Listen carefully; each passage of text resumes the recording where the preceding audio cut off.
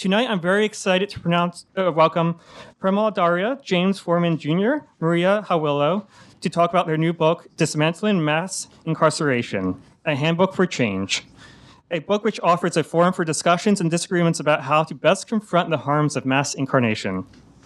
Premal Dharia is the executive director of the Institute to End Mass Incarceration at Harvard Law School and is co-editor-in-chief of Inquest. She has written for the Washington Post, CNN, Slate, and other publications.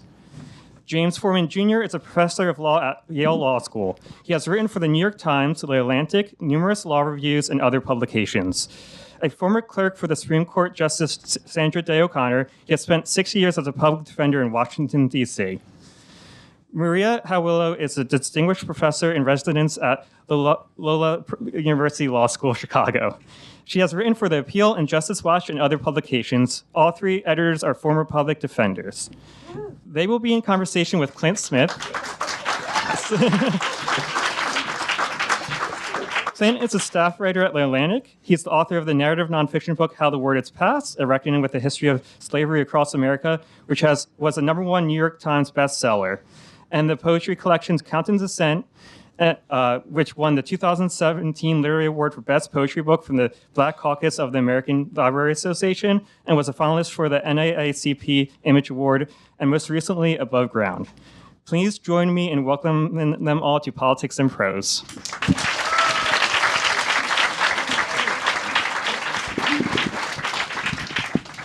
This is very exciting for me in many ways because I've always wanted to be a part of the Public Defender Club. And it seems like I got the invitation to join the treehouse today. So hopefully I get another guest pass in the future. Thank you all so much for coming out. It's a real pleasure to be here with these three folks who've put together a collection of work that I think is indispensable and that is so valuable to those of us who think about justice, who think about equality, who think about what it means to attempt to untangle, unravel, dismantle this system that we've come to understand as mass incarceration. And I think also we could all use an hour in which we are not checking our news alerts from the New York Times and Washington Post to try to understand the state of our democracy.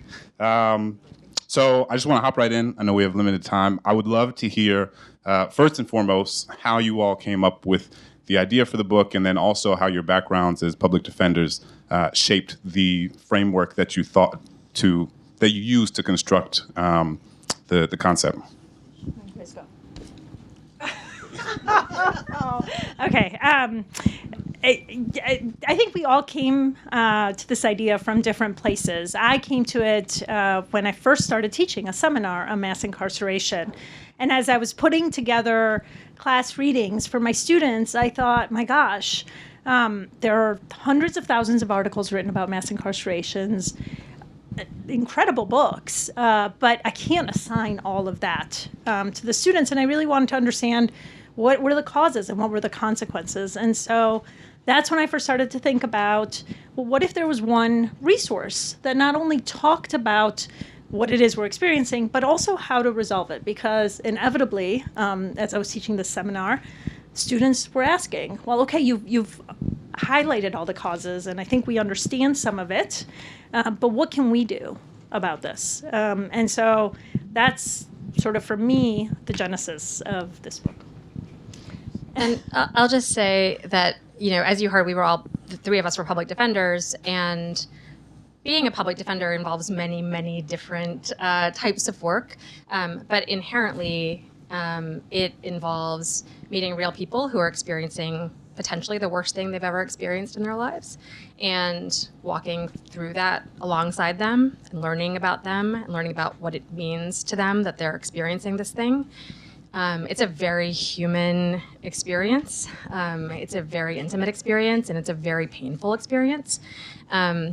And there's no way to do that work and then to sort of step away and to sort of stop thinking about the experience that people are having every day when they are arrested and brought into the criminal legal system. And so it's a sort of lifelong journey for those who have come close to the system in whatever way they have. And so this feels like a natural step in the lifelong journey that I've been on as a lawyer. walking alongside people who have experienced it directly.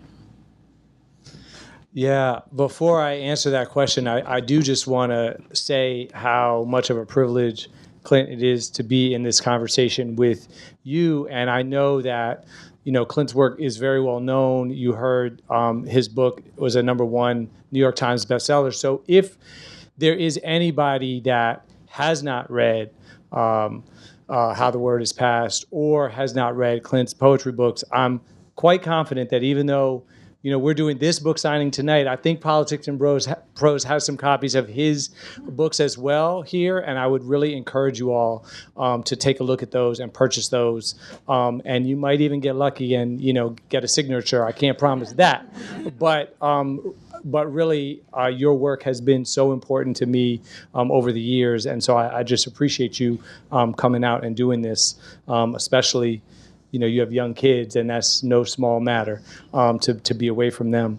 In terms of your question, for me, it really grew out of in 2017, 18, 19, 20, I was going around the country giving a lot of talks about mass incarceration in relation to my last book. And my last book, Locking Up Our Own, was really about kind of how this system that we live with now came to be.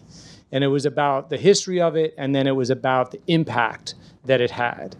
And kind of like Maria said with my students, what I found is that no matter where I went, if it was a bookstore, if it was a law school, if it was a college, if it was a library, if it was a community group, almost always one of the first 1, 2, or 3 questions that I would get was, what can we do about this? And I would incorporate in my talks more and more of that material. So it got to the point where my book talk, it kept changing to the point where half the book talk was about the book, but the other half was about, okay, here's what you can do. But no matter how much I put in the talk about what you could do, it wasn't enough. And as exhausting as it is to go around and do talks and those things, one thing I like about it is it does tell you what people are thinking and where they're at. And so for me, it was a strong signal that there was a need and there was a craving for some material on how can we respond? What are interesting ideas, right? What are provocative ideas? What are actionable ideas? And so the project then was to put all of that together in essence so that I would have, we've now produced the thing that I did not have in my first series of book talks, and I'm so happy to say that we have it now.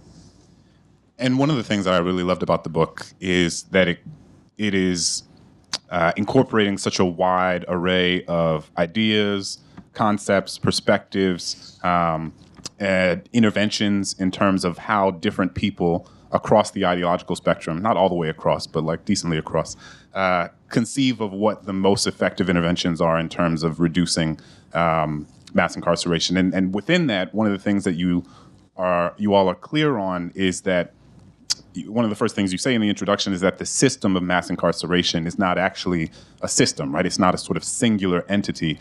Rather, it is a sort of amalgamation of all of these different structures and systems and strands that go on to have this very specific sort of insidious manifestation that impacts millions of people's lives all the time. Maybe you all can talk about what some of those different strands are, and and then maybe a little bit about the process by which you tried to figure out, as you said, there's hundreds of thousands of pieces over the course of decades that have been written about this system. How did you all get an Excel spreadsheet and just say, like, you got the top third, you got the middle third, you got the bottom third? I'm curious both about how you envisioned, how you sort of decided to break it down, and then how you broke it down process-wise. Go ahead. That's a big question. Thank you. And I guess I'll start by saying you're absolutely right. We tried really hard to not be prescriptive to a degree, and to honor the fact that people are coming to these issues from all kinds of different experiences, and to really encourage people to author their own journeys and their own sort of analysis. And so we did include a variety of perspectives and approaches. intentionally in the hopes that it would generate both conversation and sort of, that sort of like journey for folks individually. In terms of process, I mean, this has been they're going to make fun of me because I'm into spreadsheets. There's always one. It's me. We went back and forth among the three of us for the last few years. I mean, this has been a long time. There's so much written and there's so much to consider. And, we went through rounds and rounds and rounds of sort of reading things and then coming together to talk about them and then saying, is this the kind of thing we want to include here? And what we really wanted to do was to have this book be about forward-looking action. There's so much beautiful and wonderful and important work that's written about why we're here and what the system looks like and how to understand it better. And we really wanted to sort of narrow the focus here to kind of what can folks do? What are forward-looking actions and changes that can be made? And so that was always for us the filter as we went through round after round after round of reading new things, new articles, new essays, new court opinions, and debating them amongst ourselves. Yeah, and just to add to that and to help people understand a little bit about even the structure of the book, one of the things that we had to do, Clint talked about how it's, not a system. And we know that because we've practiced in it, but the average person, who doesn't work in this, and even the average lawyer may not really understand how what we think of, use the term mass incarceration, and it sort of conveys this idea that there is a single process or a single system. But we say, okay, we have to break this down into pieces. And in each of these chapters, we want to have exactly what Premal was talking about. We want to have forward-looking material. So the pieces go basically in the order in which a person would confront it. So you start with police. So the first chapter is about police, and then the next chapter is about prosecutors. Then the next chapter is about public defenders. Then there's a chapter on prisons. Then there's a chapter on courts, judges, in between public defenders and prisons. And then there's prisons, and then there's life after prison, right? Collateral consequences or lifetime punishments. So the first sort of move that we had to make was to decide those were going to be the areas we're going to focus on, and then do exactly the things that Premal talked about. And we wanted things to be kind of action-focused, solution-focused, intervention-focused. And we also wanted things to be interesting and readable.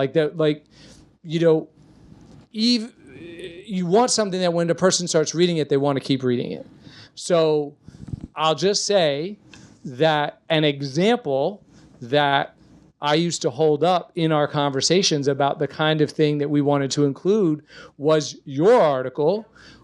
So Clint has a contribution, and it's about Pell grants, but the history of Pell in prison, growing out of his own experience teaching in prison. And in my mind, that was the exact kind of thing we wanted. We wanted pieces that were engaging, that kept a reader going from page to page to page, and also had an idea about, okay, here's something you could do. Does everything in the book make the cut completely? Well, no. Realistically, you always have to, make some compromises here and there, but that was our goal. Solutions focused, interesting to read, and disagreeing in some ways with the other pieces in the chapter. And I think the only thing I'll add to this is that we didn't shy away from those disagreements. We debated with one another, didn't always agree with where we land or ended, but we didn't shy away from it in part because the system or systems are messy. It's chaotic. It's not fixable by one system actor, right? You can't look to the prosecutor to fix it or to the police. And we shouldn't forget the public defenders and the judges. And so we wanted to highlight those very disagreements because they also provide opportunities for intervention. I got to start bringing James with me everywhere. He just hypes me up. And so we find ourselves in this interesting moment because I think part of what your book captures is a certain tension that exists in this moment of tackling the issue of mass incarceration, which is to say, like, one of the things that I was most struck by in this book was it was a reminder to me of how consequential the Supreme Court has been to varying degrees in shaping what the sort of landscape of mass incarceration, mass criminalization looks like, thinking about the Warren Court, thinking about even decisions that were made in the early aughts. And we have a very different makeup of our Supreme Court now than we did 10, 15 years ago, certainly, than we did, 50, 60 years ago. I'm curious how you all, so there's that. But then also, it seems like over the course of the last 10 to 15 years, we've also had a significant shift with regard to what our public discourse looks like around race, racism, opportunities for social and economic mobility, mass incarceration. We have, I think, a more sophisticated collective language, a deeper understanding about the different manifestations of these issues, the different historical context that shapes these issues. So part of the tension, it seems, is that we have some structures that are in a more difficult position in terms of pushing forward the idea of justice. And then we have our sort of larger public discourse in which it seems like we've moved in a much more progressive direction, a much more nuanced direction in terms of how we discuss these issues. So how are you thinking about some of the tensions that manifest themselves in these two examples or in some of the others? And what does that mean for like how we move forward on this issue?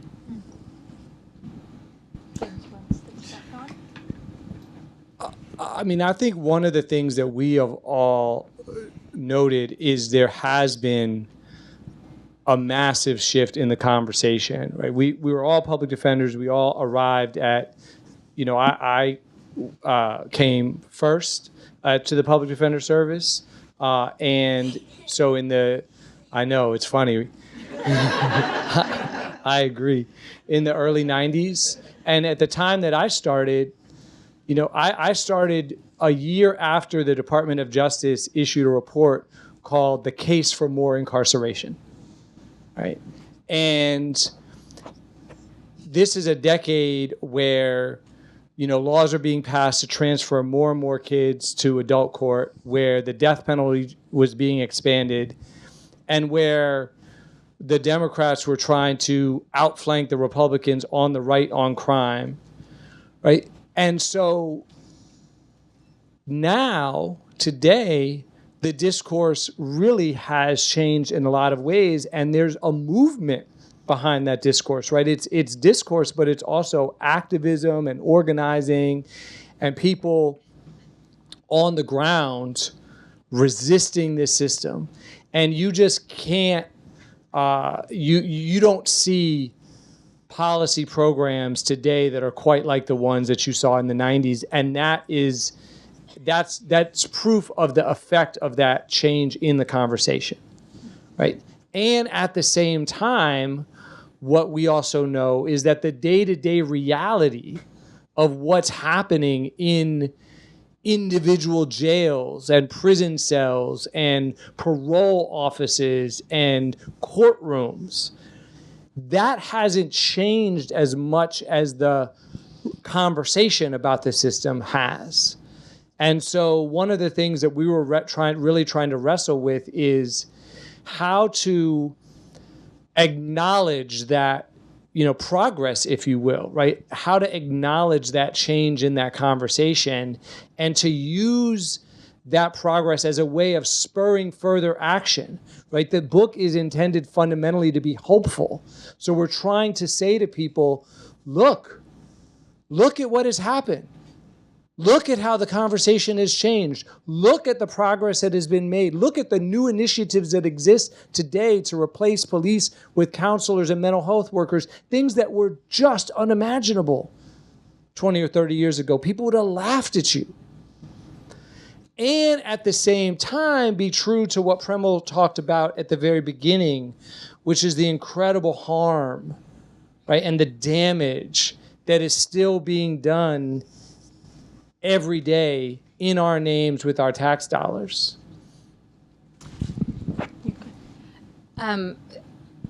The only thing I'll add to that is just sort of based on your question, Clint, about kind of the dangerousness of current sort of trends and structures is that, like, this is all a very long game in many ways, right? There are definitely changes that should be made soon and fast, and this is all important. And also, one of the things that we discuss in the conclusion to the book is that it's important to recognize that any time there is a growing movement, which there absolutely is, that seeks to challenge a status quo that some people benefit from, people that have power and that enjoy that power, and which the status quo entrenches, that there's going to be resistance to the movement, right? So there's just that feedback loop is part of it. And you can't expect there not to be. And so it's part of the work to remember that and to think about it and to anticipate it and to push through it, knowing that we will always have strategies and actions and interventions, and we just need to keep at it. Yeah, I mean, I think one of the all of that, and also this sort of recognition that some change is incremental, and every 4 steps forward, as we've seen, in the progressive prosecutor movement, for instance, there have been recall elections, and that doesn't mean that the movement itself is a bad thing. That means that there must, maybe there's better advocacy, maybe there's additional organizing, or in the bail reform movement in Chicago, where I come from, they just changed the law in Illinois to get rid of cash bail after years and years of organizing around the issue. And that's a wonderful thing. And our jail cells are emptying. And there are people dying in jail. And there's a lot of work around that as well.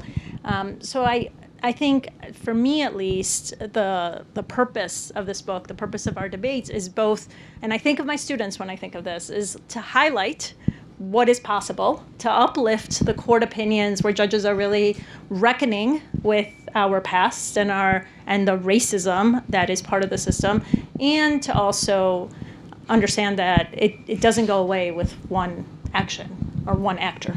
I think that idea of holding the sort of the both-andedness of the reality, right? And acknowledging, I think it's so important to both look forward and to acknowledge progress that has been made, and to say these are opportunities for us to empty more jail cells, these are opportunities for us to connect more families together, and also not to make it so that we forget, as you all have so beautifully put, the sort of daily realities and subjugation and humiliation and violence that so many people continue to be subjected to in and out of prison.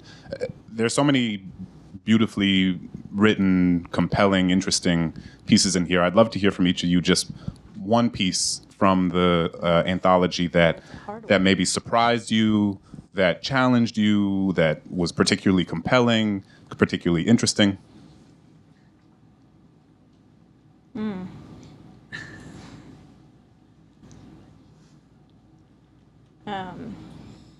Okay. James, you can feel free to talk about mine more if you want. Let's go back to Clint for a minute. I'm just kidding. I'm kidding. So I'll mention one, and this one is in the chapter on public defenders. So the first thing, right, to say about public defenders is that a lot of books like this don't even really talk about would not have a chapter on public defenders. In fact, one of the things that one of our friends who is a former PDS lawyer himself, and I won't name him except that people in the room who know him will know who I'm talking about. Anytime anybody writes a book about the criminal justice system who was at the public defender service in DC and doesn't spend time talking about public defenders, he calls me up and he's like, another one. There's another book from somebody in our office and they're not talking about public defenders. And I'm like, okay, we all thought we should have a chapter on public defenders, but my motivation in part was to not get that call from this particular lawyer. But we all, and Premal and Maria could talk about their motivations.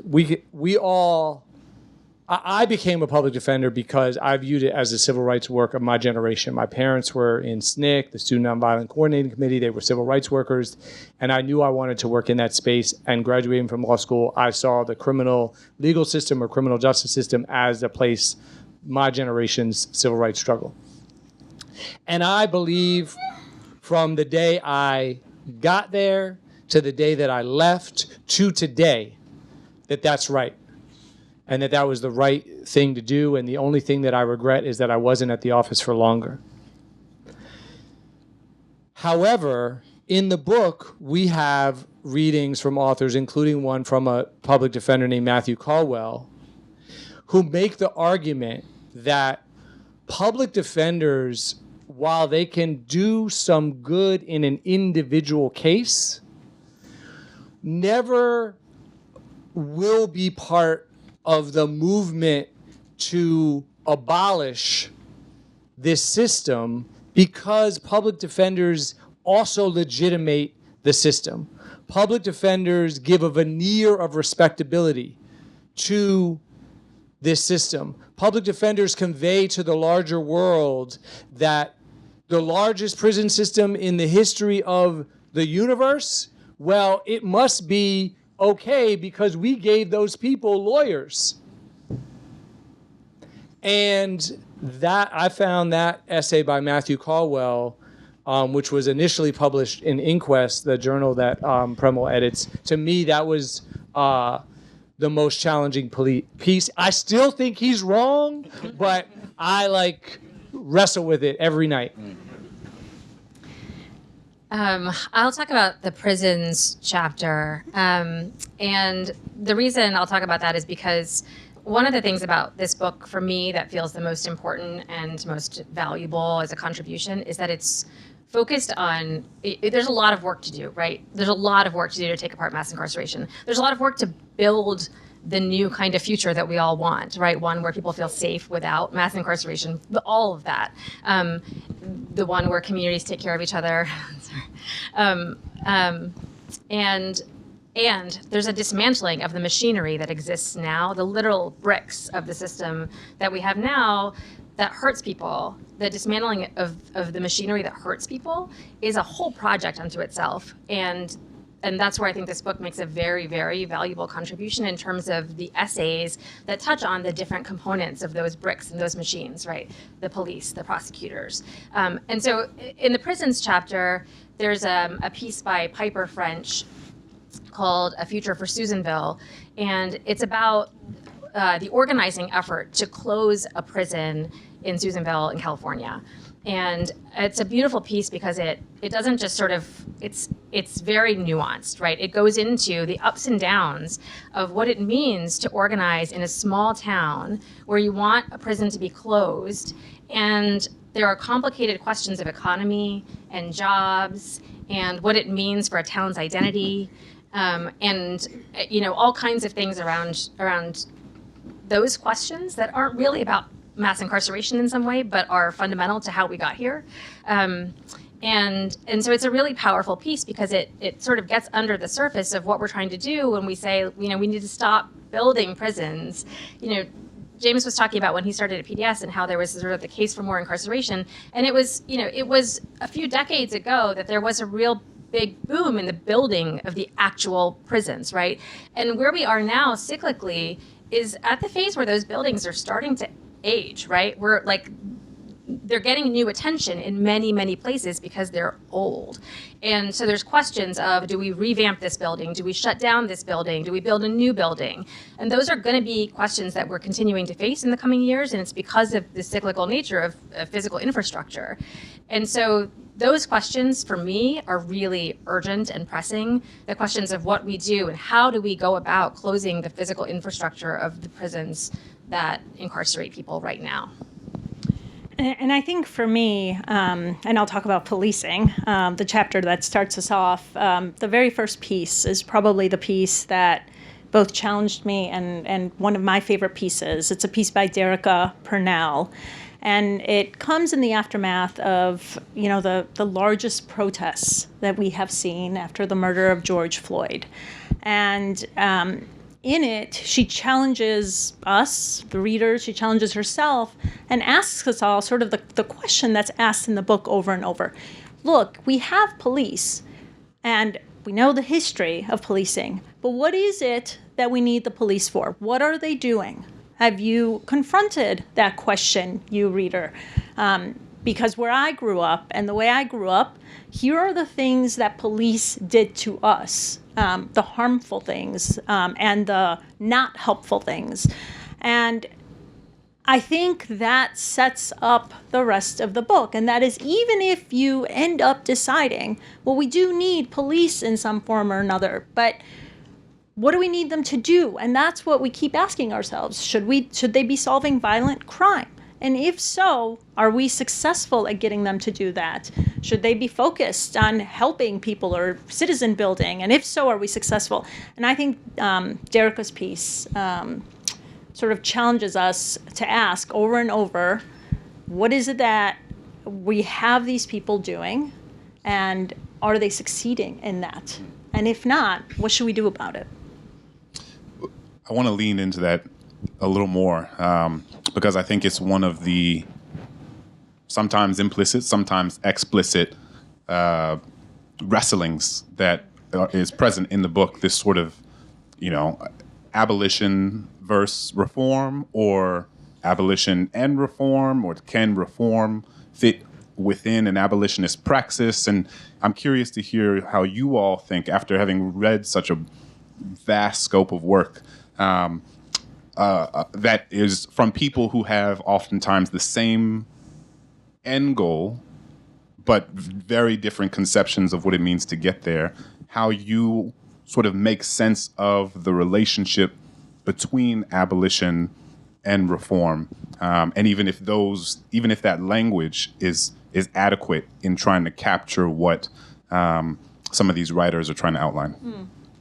All of it, yes. Abolition and reform, but reform, at least for me, after spending the last few years debating, reading, talking about this, and frankly, after having worked as a public defender and doing this work for all of my career, basically, I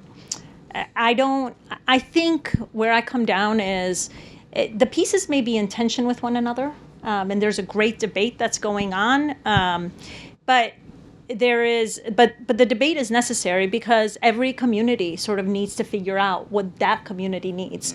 Washington, D.C. is really different than downstate rural Illinois, and to think about these two places and their needs as similar is to miss the point here. That is, the community itself needs to sort of organize around its own needs, and for some communities, it does involve sort of expanding the system a little bit, and that means bringing books into prisons and jails and teaching creative writing there and teaching art and expansion, right? And for other communities, it is sort of taking apart the bricks, the buildings, the breaking down.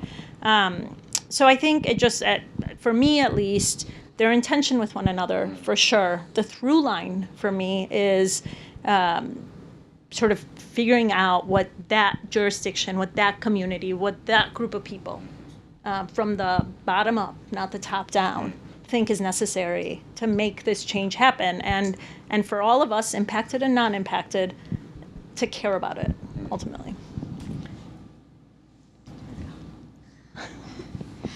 This is something we talked about a lot, as you might imagine, during the course of of writing this book.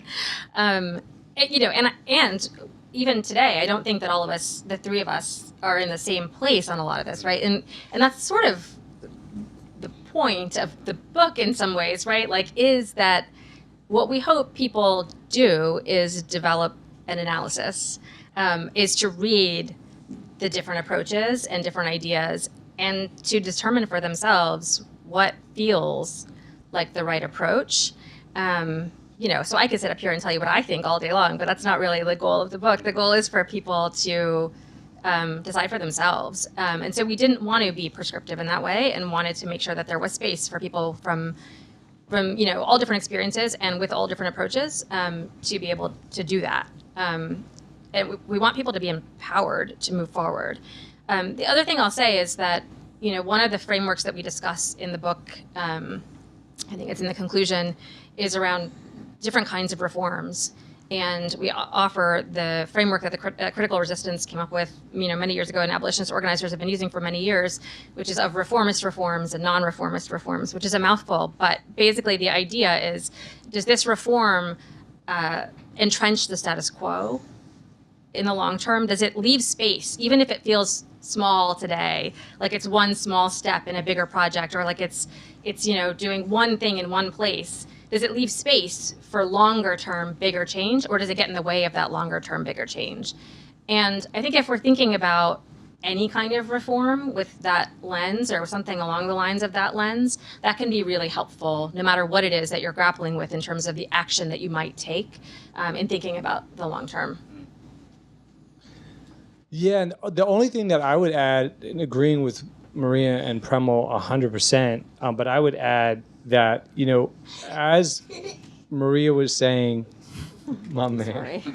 No, I love it. This is bringing much needed life into Politics and Prose. Come on. Maria talked about setting up a class as part of her initial motivation. And one of the audiences that we're, really hopeful for this book are people who are teaching, whether it's in high school or college or law school, people who are teaching about mass incarceration or about the criminal legal system, because I know, because I teach it as well, how much my students, like Maria's, are craving for kind of that material about, okay, let's have a rich debate about different kinds of interventions, and let's see different people's theoretical frameworks to justify their theory of action. So I think for people that are interested in particularly this question of abolition and reform, I would encourage the first chapter on police and the fifth chapter on prisons as really the place to start your reading, because both of those chapters start with very, very powerful pieces making an abolitionist claim. So Derek Purnell about police, and Angela Y. Davis. It's very important in DC to be clear about which Angela Davis you're talking about. So here I'm talking about Angela Y. Davis, the longtime political activist, anti-prison activist in California, not Angela J. Davis, the former head of the Public Defender Service, who also has a contribution to the book, but in a different chapter. So Angela Y. Davis's essay on abolition in chapter 5, because both of them, I think, are very powerfully make the argument for abolition. And Angela Davis in particular is the writer who most explicitly in the book argues that reform efforts actually can threaten and undermine the abolitionist movement, right? She says it is so easy to get attracted to reforms. It is so easy when you're doing something like teaching a class in prison, right? Bringing books into prison, improving the conditions in a prison, as one of the essays talks about. It's easy to think, it's easy to do that, and then forget the larger project. And it's easy to do that and then have all the energy and all the activism and all the money go into that. And then you've created a somewhat kinder, somewhat gentler perhaps, but still grotesque and abusive system, right? So she makes that argument very powerfully, but then it's followed up by a bunch of powerful pieces, like Clint's pieces by Lori Pompa, who does an inside-out teaching program, Dwayne Betts' prison project. There are then a series of powerful pieces that you read them and you think, well, these people are really producing there's a moral imperative to do what they are doing. And so you just have to wrestle then with that balance between Angela Davis's argument and those arguments, and you had to figure out where you land, right? And that's what Premal said. And that's in the end the way we overcame some of our disagreements was we're going to put it out there on the page, and then let the readers are going to figure out where they want to land. Right, all of it. I think you're The point of this project being, the purpose being for readers to develop their own analysis, their own sort of understanding.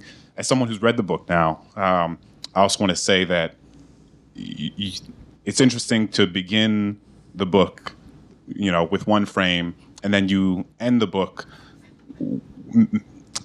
I don't want to misrepresent it so that you read this book and you're like, now I have clarity and I understand exactly that I am an abolitionist or I am a reformist or I am sometimes you get a more sophisticated sense of the complexity that exists. But I think it gives you, I know for me, as someone who's thought about these issues, who wrote a dissertation about these issues, for me, I had a clearer sense of my own questions. And I thought that was one of the most valuable contributions of the project. It not necessarily that, because it does provide a lot of clarity in terms of empirical evidence, in terms of facts, in terms of answers, but it also gives us a clearer sense of the sort of larger ethical questions that we're wrestling with within ourselves. And, for me, James mentioned I'm somebody who taught inside of prisons for a long time, inside of prisons and jails. I wrote my dissertation on the experience of people sentenced to juvenile life without parole and how they experience educational opportunities.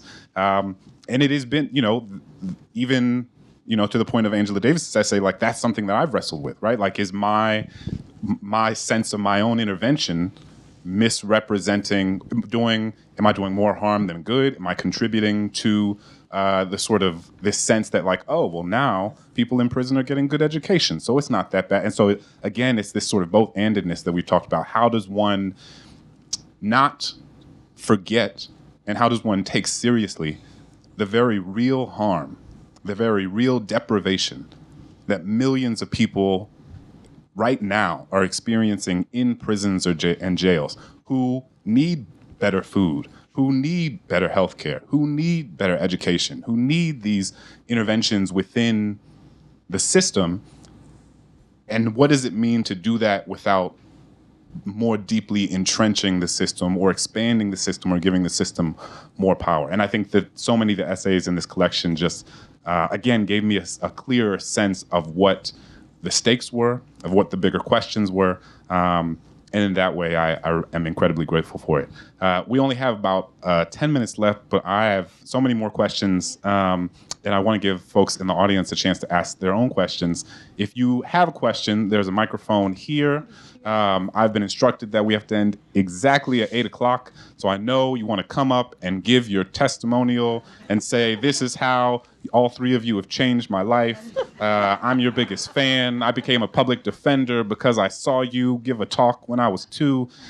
Just send them a DM, send them an email. But if you have a question that is brief and concise and direct and a question, then please, the microphone is right behind this column. It's kind of hidden on the other side right here. Okay, concisely. Going back to the 1970s, I actually worked for the Department of Justice in the National Institute of Justice, where we did research, and then went on in a career. Throughout that career, the question that came up to me had to do with the money. The money that funded the research that then influenced the policy. Is there anything in your collection of essays that would inform the people who are doing the funding of grants and contracts that have this incredible effect? Because as an aside, I ended up working in a major police department where people from that institute had funded a project, and they sent some research for us to contribute to without proper guidance on how to do sampling, et cetera. And then the person went and made a big career and became an expert. So my question is there anything in there that talks about that money? The other thing that happened was the funding of private prisons. And I remember the excitement in the eyes of some of my colleagues who were going to leave research and go home and make a lot of money working for the corporation, the Corrections Corporation of America. And then watch the money then flow into the police departments or into the jails and prisons at the local level from state and federal, so that everybody now had a vested interest in increasing the number of people. So my question, get back to the question is there anything in your essays that talks to the people who do that research, who direct the policy or who influence the policy? I wouldn't say that I would say what's there is examples to funders of the kinds of projects that if you are a funder, if you do have control of that kind of resources, the way those funders did that you're talking about in the 1970s, I think when you put this book down, it's very clear to you that there's about somewhere between, I would say, 15 and 25 projects that you could fund, that there's either a theory or an evidence base or both, that these things would make a difference to, in some way, ameliorating the harms of this system, somewhere between ameliorating the harms to more fully dismantling. There's like 25 ideas in the book of things that you should fund, and private prisons is not on the list. So I think that there is both an explicit and an implicit answer to the people that you were dealing with 40 or 50 years ago. No, I'm sorry, but the organization still exists and still doing it. So Well, there's an answer to them now, too. yeah, it's an important thing. Thank you. Hi there. Thank you for being here. I wanted to ask, what would you say to the younger generation that is college age, that is studying these issues and reading this book and consuming this information, like I'm sure many of your students, but also even younger than that, high school, middle school, people of younger ages that are forming a lot of the activism that we see now from the younger generation, online, in person, participating in marches? How would you say they should use your book in the form of like a tool to take next steps further in terms of career opportunities or engaging in dismantling this thing that is going on? Like, what are the ways they should take your book, consume it, read it, learn from it, and use it then to go forward after that to implement the changes and the actionable items that you guys are talking about? That's a great question. Thank you. When I first started thinking about this book, and actually I'll go back. When I first started as a public defender, the question and probably they got most often was, how can you represent those people? Wherever you went, wherever you were, that was sort of the question, right? How can you represent people who are guilty of these heinous crimes?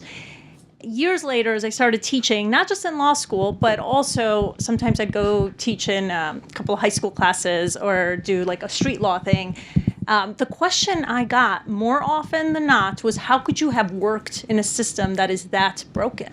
How could you have been a public defender given the harms and the racism and the brokenness of that system? And I think this book, while it's not a clear tool, is a response to those students, at least in my mind, is a response in part to those students to continue to check, because that was the challenge I felt. Like, I was like, all right, I hear you, bring it on, right? And I was like, wait, I was a public defender. What do you mean, civil rights? They're like, how could you have done that? And so I hope that this is, yes, for the people working inside the system, the judges who may pick up an opinion, who say, wait a minute, look at what this judge did in this federal case or in this state court case, and the public defenders who are thinking about, well, how could I make this bigger or dismantle it? How can I have a seat at the table? But it's also for the students, not just law students, but the ones who may not go to law school, who are thinking, well, how can I organize? And what are the protests I should engage in? And what are where are the places I should show up in? And I think that the questions that I hope the book is asking us to think about is a response to those very students. And I also think, just very concretely, like one of the things when you talk to people in, generations above yours, and they talk about, younger people, they say, well, there's new people that are coming into my office and they are making all kinds of demands on these institutions that my generation never made, right? We just like accepted certain things as a given, right? And sometimes people in my generation, when they say that, are saying that with a certain amount of frustration, right?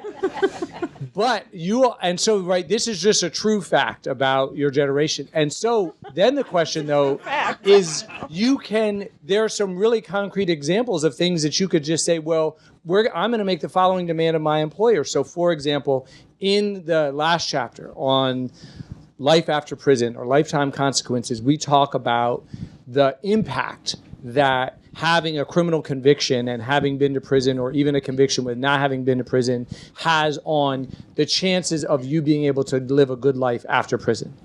And some of those are imposed by law, but a lot of those are imposed by private employers. So a lot of private employers have all kinds of restrictions that make it impossible for a person with a criminal conviction to ever even have their resume make it through the AI HR screen to where anybody even looks at it, right? Because of something that's sitting in the back, a set of rules that got put in place probably in the 90s and nobody has ever looked at. And there are generations of people who have just lived with that, who have just accepted that that's how it is. But y'all don't have to. Your generation can say, no. I'm only going to agree to work for an employer that has signed a pledge of being a fair chance employer, which means you've looked through all of your HR policies, right? And you've gotten rid of all of the restrictions that are unnecessary, right? There's a whole movement of employers that are doing this. But it will only grow if people who are not themselves subject to the restrictions say, well, I'm not going to work for you unless, right? You could just treat that as, for example, a requirement not to discriminate. You wouldn't work at a place that was willing to discriminate on the basis of race, and you say, well, I'm not going to work at a place that's willing to discriminate on this basis. So I think there's so many, that's one example, but there's 10 more like that. And I think once you put the book down, you'll be ready to join the movement. All right, last one. What are 3 things that judges could do? Shout out to the brevity. Excellent question. So we have a whole chapter on judges, and one of the main takeaways, at least when I think about the chapter on judges, is how much judges can bring themselves to their work, and so we include, for example, opinions. As a place for judges to express their experiences and their knowledge of the system and their knowledge of the harms of the system. So that's one really concrete thing that we include, is, for example, a court opinion where a judge says, I want to hear about what all the consequences are for this person if I sentence them in this way, and then proceeds to list every single potential consequence they might face in life for the many, many years to follow, even after release from prison. And that's really powerful, right? And then other judges read it. And so that's one really powerful way. I don't know if you all have other thoughts. I mean, I think as Premal said, we sort of have a spectrum of ideas in there about the kinds of things judges can do. And our judges chapter starts from the beginning of a case through the end.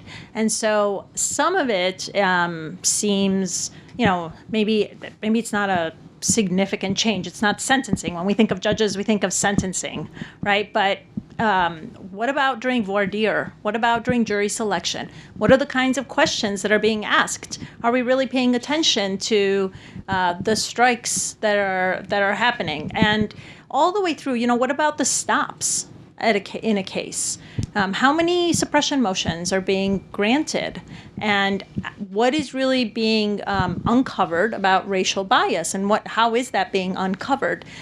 So we include some of that. We include the discussion on bail because there were efforts that were in part judge-led and judges-led. And I think probably for me the most significant thing learning about this chapter was paying heed to the conversation around mass incarceration. Some of the most powerful pieces we have, or where we saw or we found, were by those judges who wrote about the people in front of them, humanized them, individualized them, and also paid heed to the harms, and in that way spoke on behalf of the community and spoke up. And so I think that's sort of my response to that. And I would just say one more brief example is we were just talking about, to the student who came and asked a question, we were talking about the impact of having a criminal conviction and how it harms you for the rest of your life, right? Well, judges know this as well as anybody. But judges and everybody in the system tends to know it, but then they don't actually factor it in when they're at sentencing.